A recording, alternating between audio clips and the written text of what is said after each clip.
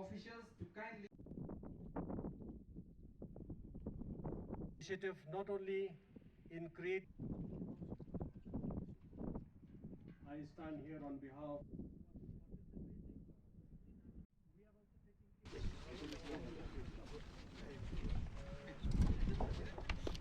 meters of water, and out of that only about 2 billion cubic meters of water goes on the ground, and the rest just flows as runoff. And you can understand, if that water just flows as runoff, it is actually creating a lot of erosion problems. And at the same time, it is a paradox that we have so much of resources, but we still face water security or water scarcity, especially in the lean season of the year.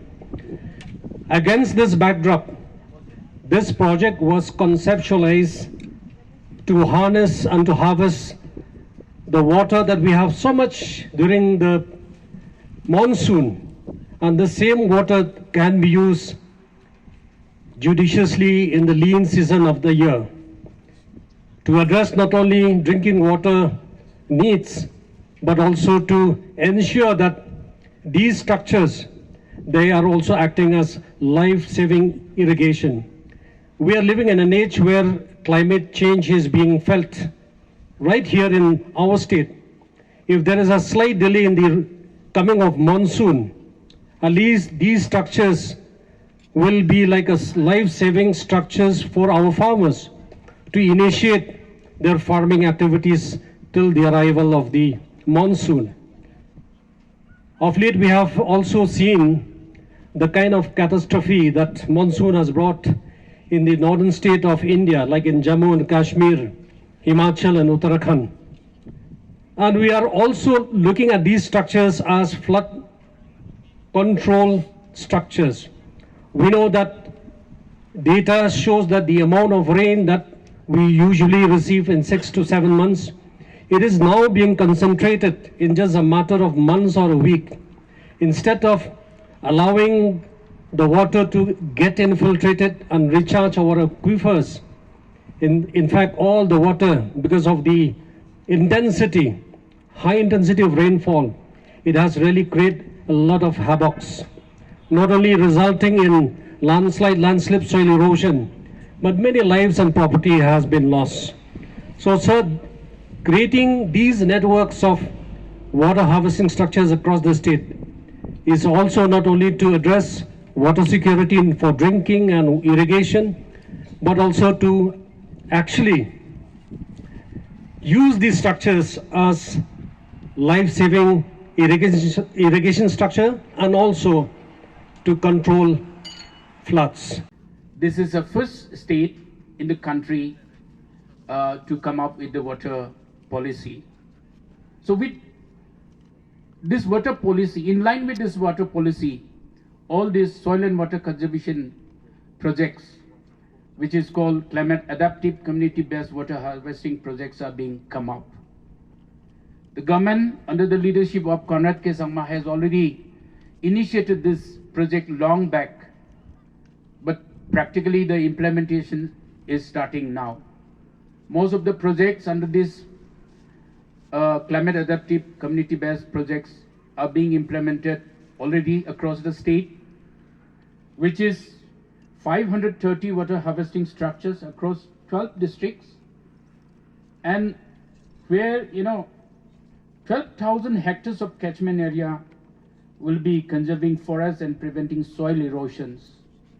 This is a huge intervention, considering the fact that we are facing the climate change issues, and most probably because of our economic activities also.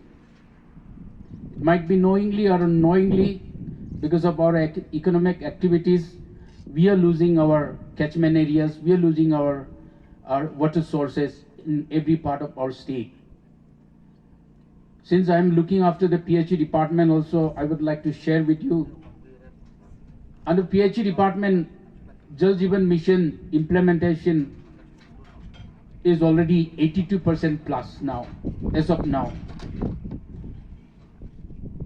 However, the projects those projects which have already been completed is not functioning. Some of the projects is not functioning just because the sources are dried up. So this has been mapped by the PHE department on critical water sources. The critical water sources which was mapped last year is around 749 sources. But now, as we speak now, it is increasing. If we don't take initiatives such as this project, which has been taken up by Soil and Water Conservation Department, I think we'll be losing our water sources everywhere. So therefore, this project is very important.